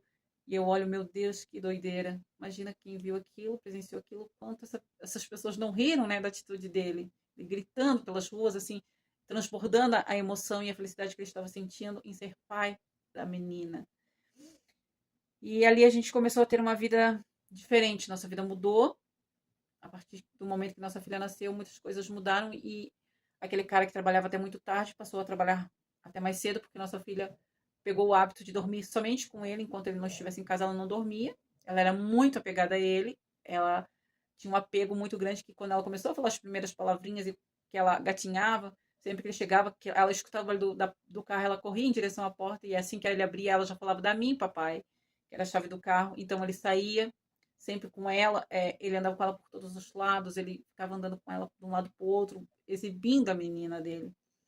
E isso, gente, não quer dizer que ele não gostasse do nosso filho ou que ele amasse menos. Muito pelo contrário, ele foi um pai muito amoroso com o nosso filho, o qual ele chamava o nosso curico. Era assim que ele chamava, o meu curico. Ele brincava com o nosso filho, ele acordava o nosso filho já brincando, ele fazia umas coisas assim que a gente lembra e dói. Então, passou-se um ano. Esse um ano foi um ano maravilhoso que a gente viveu. E foi um ano de intensidade, do qual ele viveu com os filhos. E chega, então, o dia do aniversário da minha filha, num domingo. Nós fizemos a festa do aniversário dela de um aninho. Passa a segunda, e quando chega na terça-feira do dia 21 de março de 2023, eu acordo e ele faz o café, me leva na cama e fica me olhando. E eu questiono ele por que de ele estar me olhando com aquele olhar fixo. E eu, receosa, perguntei se eu havia feito algo errado. E ele olha para mim assim: "Não, é só porque eu amo muito você e os meus filhos. Vocês são tudo que eu tenho. Vocês são as coisas mais importantes da minha vida." E ali eu fiquei, né, receosa, meio que questionando. Então ele vem, trouxe o café. E ali a gente começou a fazer uns planos, porque nós iríamos desmontar literalmente uma casa toda, né, os móveis de uma casa toda, e montar em Balneário Camboriú. Então a gente estava fazendo planos, projetos, porque de lá nós queríamos ir para a praia. Nós encomendamos uma cadeirinha de bebê para nossa filha, já nos programando para a viagem. E aquele dia foi diferente. Eu sinto que naquele momento que ele disse que nós éramos tudo para ele, foi a nossa despedida. Então ali eu peço para ele levar as coisas do aniversário da nossa filha, né, para a dona, né, porque a gente tinha alugado. Eu pedi a ele que levasse, ele foi, levou. Ele voltou e a gente continuou fazendo os planos, até que de tarde ele sai para a rua, encontra uns amigos. E de repente, lá pelas 5 e pouco da tarde, eu escuto ele discutindo com um vizinho, do qual já havia tido uma discussão anterior. Esses vizinhos já haviam apedrejado nossa casa, nos acusando de ter ligado para os policiais por conta do som deles e eles perderam o som. Observação, gente. Nós não sabíamos de nada. E até então ali meu esposo não tinha culpa de nada. Ele não tinha ligado para ninguém. A gente nem sabia que eles estavam fazendo festa. Nós estávamos com o ar-condicionado ligado, a TV no volume alto para minha bebê escutar. E ali a gente não estava prestando atenção, conversando também. Então, assim, a gente escutou as pedras porque eu vim fazer mamar para a pequena e ele foi fumar cigarro. Então, ali a gente escutou aquelas pedras e foi ali que a gente se deparou com a cena dos policiais e eles nos acusando. Passado esse tempo, quando chega nesse dia 21, eu escuto ele brigando com o vizinho e falou assim: se você é homem e quiser resolver, então hoje eu estou preparado para nós resolver, já que você gosta de ficar provocando, porque ele disse que o vizinho ficava fazendo provocações a ele, sempre quando estava em turma, ficavam sempre provocando. Então ele disse assim: se você é homem de verdade, agora você vem. E aí eu, ouvindo aquilo, eu saio lá fora, tento intervir por ele, mas ele falou assim: não, vai para dentro, deixa que eu me resolvo aqui. Aí eu falei assim: não faz confusão. E ali eu tinha descobrido que eu já tinha perdido um tio no mesmo dia, então meu coração já estava aflito. E eu vou e conto isso para ele, e ele fala assim: que pena, uma pessoa tão boa. Infelizmente as pessoas boas vão e os outros ficam, né? E era um cara trabalhador, uma pessoa muito querida, muito gente boa, ele fala. E eu falo assim: me ajuda, vamos cuidar dos nossos filhos, eles estão doentes. Ele falou assim: não, mãe, vai você para dentro. Fica lá com eles que eu vou ficar aqui. E aí eu lembro que eu fui umas 3 vezes nesse intervalo. Na última vez eu vou e eu ainda falo: Senhor, manda uma tempestade para que ele entre para dentro. Só que essa discussão foi uma discussão verbal, não houve discussão carnal, não houve agressão física. Então, quando eu vou pela terceira vez repreendê-lo, eu ainda lembro de falar para ele assim: pensa bem no que você está fazendo. Eu estou com as crianças doentes, eu estou triste, perdi meu tio. E se esse povo daqui a pouco se junta tudo e vem para cima da gente, eu não tô legal. Aí ele falou assim: eu não vou deixar ninguém fazer nada para você, para meus filhos. E ele pega e olha para esse vizinho e fala: ei, a Chloe está dormindo, tá? E normalmente ele não chamava a nossa filha pelo nome, ele chamava de Baby Lute, ou a minha menina. E aquele dia ele fala: a Chloe está dormindo. E aí ele vira as costas e sai com o rapaz para lá sorrindo. Ali foi a última vez que eu vi o meu esposo com vida. E antes disso, né, quando ele fala que a Chloe está dormindo, ele fala uma palavra que ali eu perdi o chão, assim, por uns momentos, quando ele fala assim: ei, a Chloe está dormindo e eu não moro mais com ela. Então ali eu olho para ele e tenho aquele baque e me questiono: como ele não mora comigo? Ele está se separando de mim sem que eu saiba o que está acontecendo, e eu fiquei me questionando dentro de mim aquela atitude dele. E aí ele vira as costas e vai, e ali então passou umas horas, de repente eu escuto os tiros. Quando eu escuto os tiros ali, eu sabia, no meu coração, dentro de mim, eu sabia que era o meu esposo. Embora eu não quisesse acreditar, mas de certa forma eu sabia que era ele, tanto que eu falo para minha filha: o que o Cauê fez dessa vez, ele destruiu com a nossa família.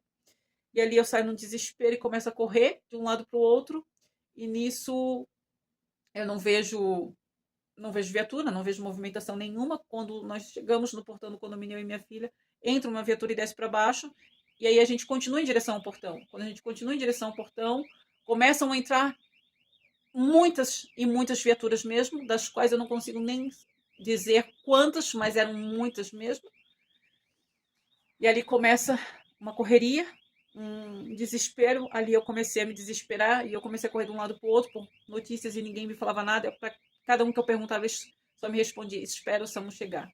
Então, naquele espera o SAMU chegar, no meu entendimento, meu esposo estava machucado e precisava de socorros médicos. Até que o rapaz culpado pela confusão, um dos rapazes, né, vem e fala para mim assim: me perdoe, desculpa, que é tudo culpa minha. E eu olho para ele e falo assim: perdoar o quê? Isso vai acabar em desgraça, ou com a tua família, ou ainda com a minha. Quando eu termino de falar com a minha, chega um dos colegas dele e fala para mim: os homens mataram teu esposo. E ali eu não quis acreditar. Eu lembro que eu lutei contra aquilo e eu falei: não, ele não. Ele não morreu, ele está vivo. Ele é muito esperto, ele não morreu. Então, ali chega a mulher dele gritando com as mãos na cabeça: por que falar isso pra ela dessa forma, não sei o quê. Eu olhei aquele desespero daquela mulher e eu comecei a me desesperar. E aí eu comecei a correr de atrás de notícias e ninguém me dava. Ali falaram que eu desmaiei por várias vezes, me traziam para dentro e de repente eu voltava. E eu lembro que numa dessas vezes que eu volto, eu vejo o carro do ML. E ali eu senti aquele baque. Mas do outro lado eu vejo o SAMU. Então eu agarro no braço de uma moça do SAMU e falo: como está o meu esposo? Porque eu achei que tinham sido 2 rapazes. E ali ela falou assim: eu preciso fazer um procedimento. E vira as costas e me deixa ali. Então naquele momento eu pulava, eu gritava. E era um desespero que me consumia. Então alguém, não sei quem, me deu um remédio para me dormir. E eu acho que vieram a me contar, a confirmar o óbito dele, enquanto eu estava dormindo.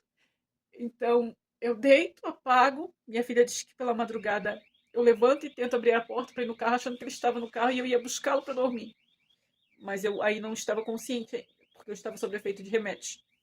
No outro dia eu acordo e olho para o lado e vejo que ele não está ali. E eu me questiono aonde ele tinha ido tão cedo que ele não estava ali. E nisso eu levanto e vou fazer o café, porque eu falei: nossa, ele saiu tão cedo que nem o café ele fez para nós. E quando eu chego na cozinha, que eu viro para trás, eu me deparo com as minhas filhas chorando.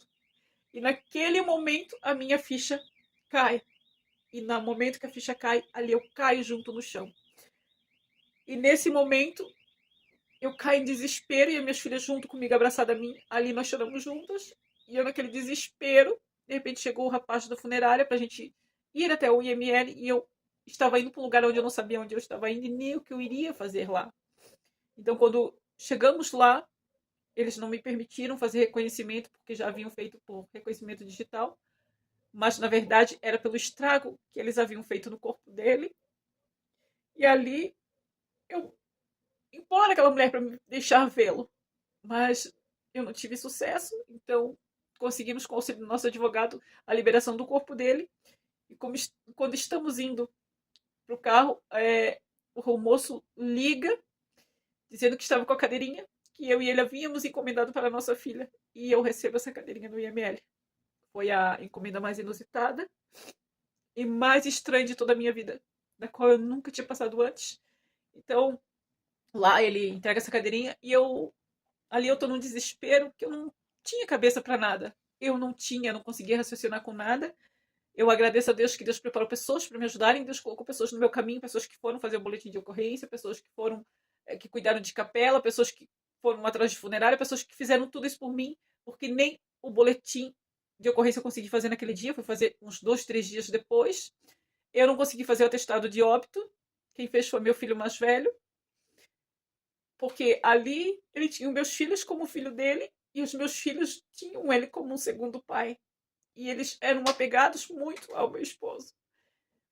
Então, quando isso aconteceu, ainda no velório eu lembro que ali o meu mundo se desmoronou. Porque ali eu senti que eu morri junto com ele naquele dia. Ao fechar o caixão, eu sabia que eu nunca mais ia vê-lo. E ali o meu coração se destruiu. E aí eu começo a passar o processo do luto.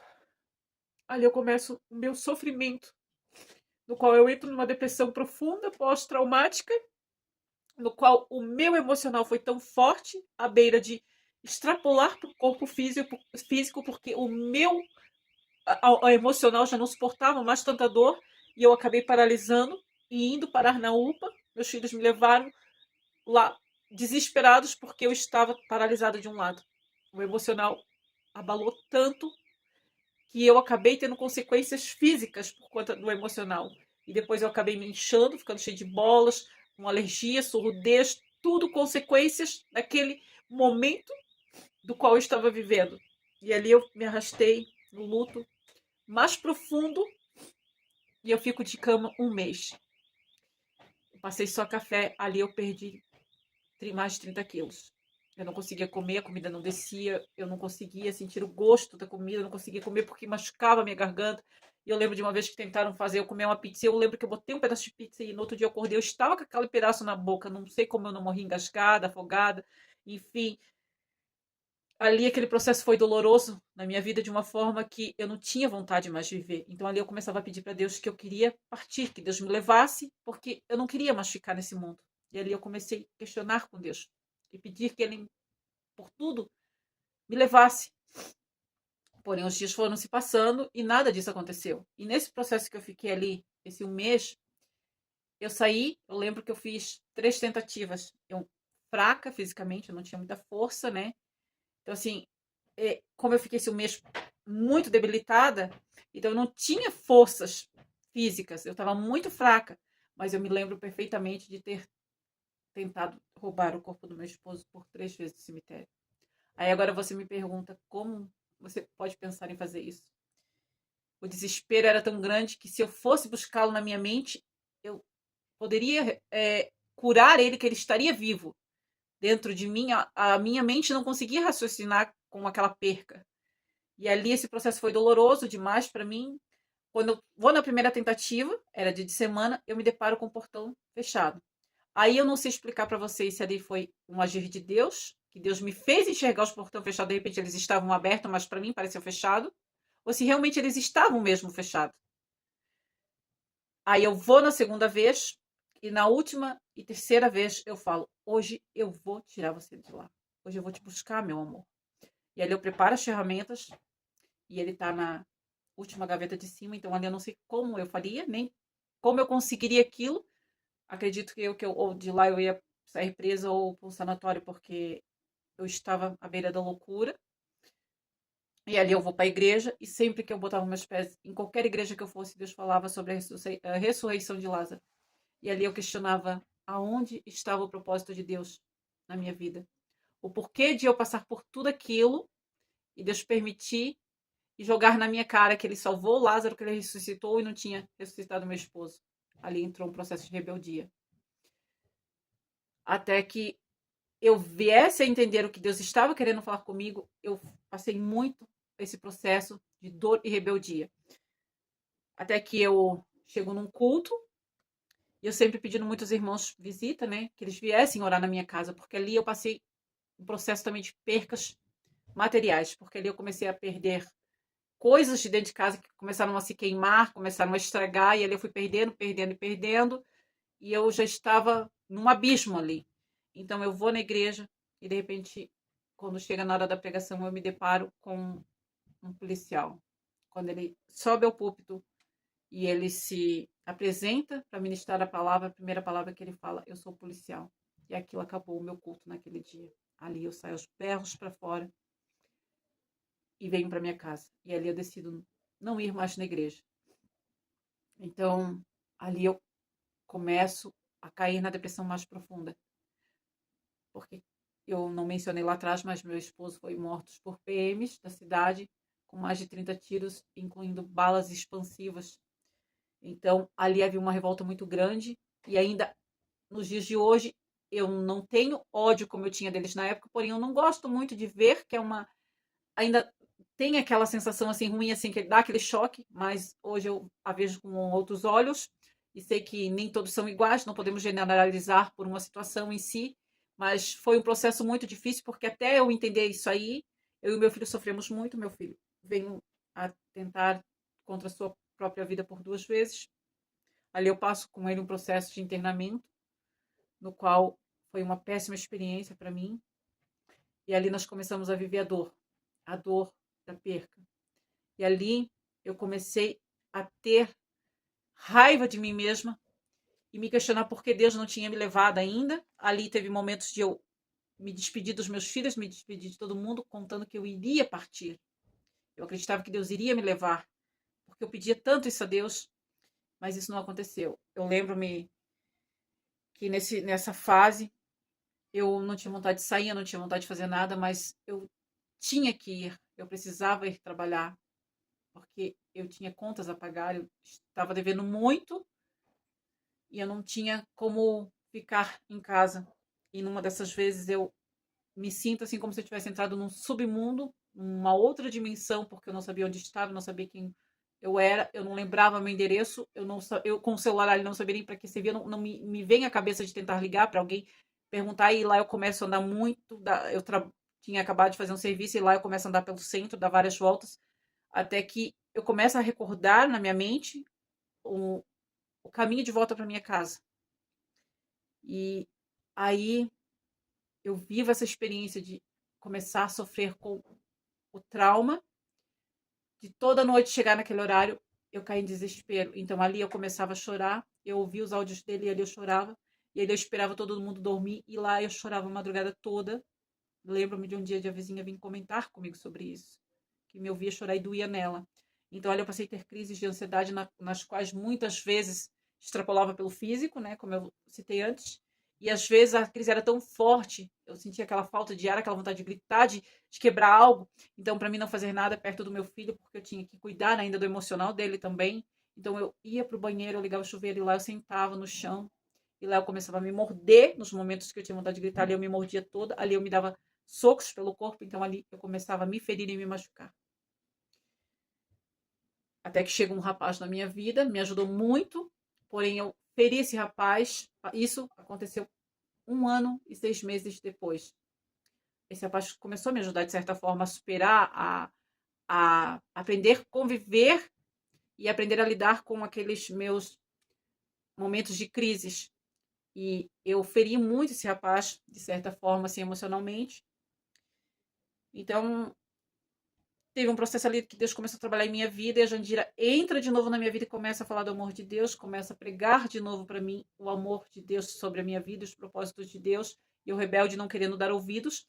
Eu comecei a buscar por cartomantes na internet, pelas lives, eu ficava à procura de lives que tinham cartomantes para tentar descobrir se eles seriam condenados, se eles seriam presos, por que tinha acontecido aquilo na minha vida, por que Deus tinha permitido aquilo.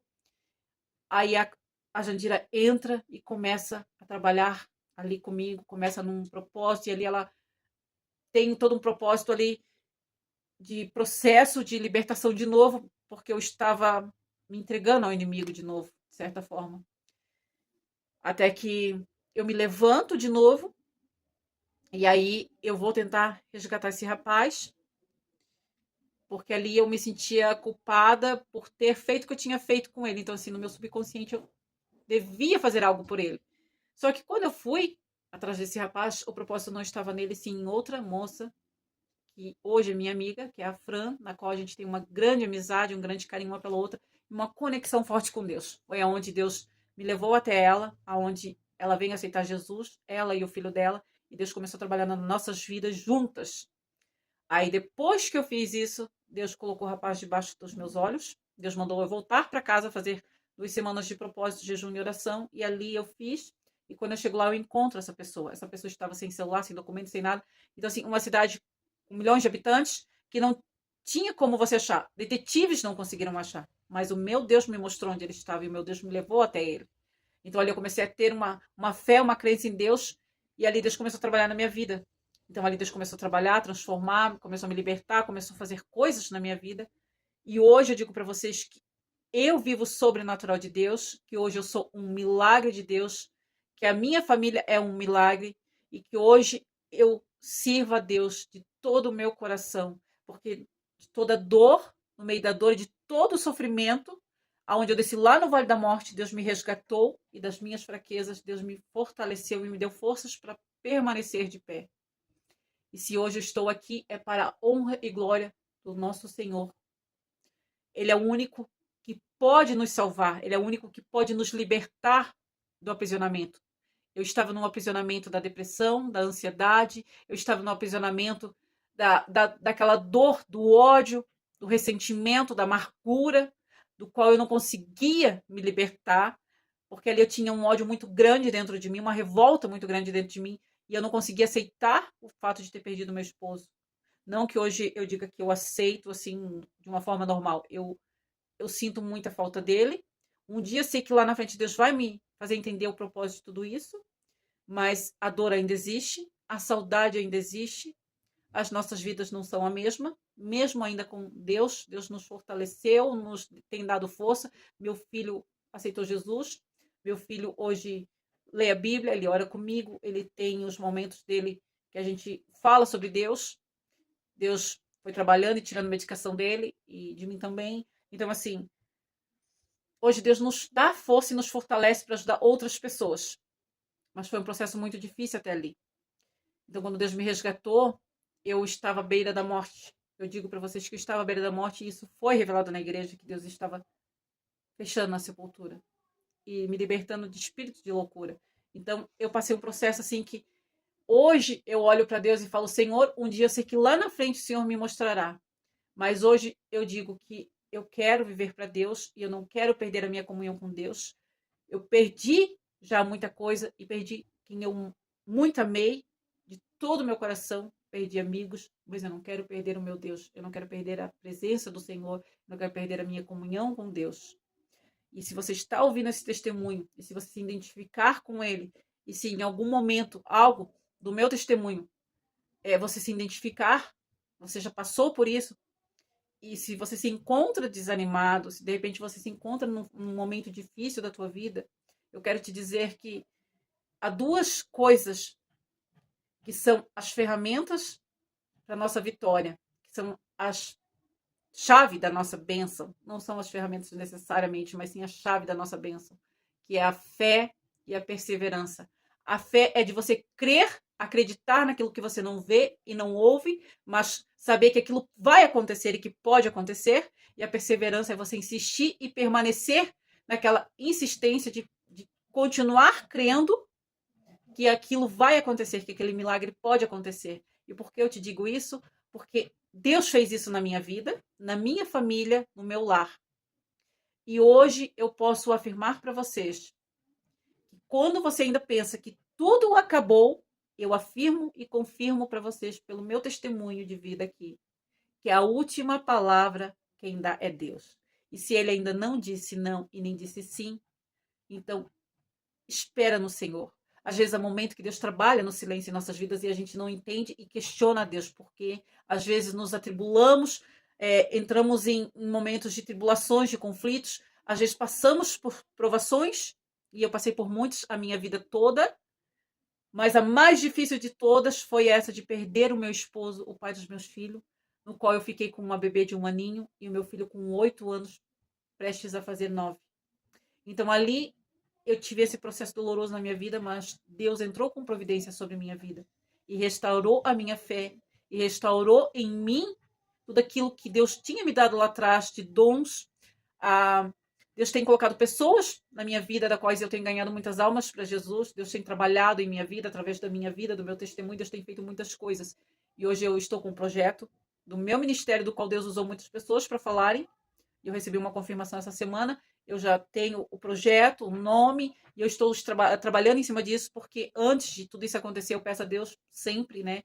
E sempre em meus propósitos, eu estou ali colocando que eu quero que Deus trabalhe de dentro para fora, para que eu venha fazer a vontade de Deus, que antes de mais nada, antes do meu querer ou da minha vontade, que a vontade de Deus seja feita sobre as nossas vidas, sobre o meu lar e sobre a minha família.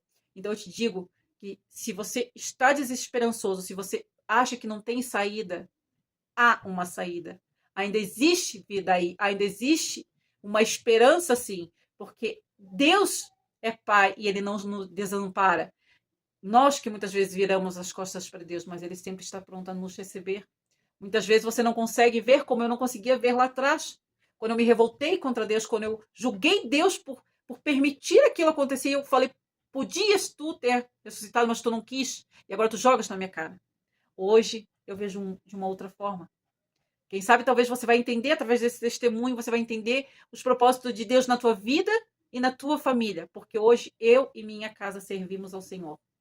Minha filha é bebê, não sabe, mas do jeitinho dela, o que ela vê a gente fazendo, ela imita, então ela também vai fazendo. Então eu e minha casa servimos a Deus. E eu espero que você possa sentir isso que eu sinto hoje, que Deus venha te tocar aonde você estiver, que Deus abençoe o teu lar, a tua família e repreenda tudo aquilo que vem contra a tua vida e que Deus possa dar forças a você que está aí do outro lado, de repente passando por problemas ou dificuldades, que Deus venha te fortalecer, que Deus te levante e te dê forças para continuar na caminhada. E eu agradeço mais uma vez por essa rica oportunidade em nome do Senhor Jesus Cristo. Amém, Senhor. Obrigado mais uma vez por este dia e por esta rica oportunidade.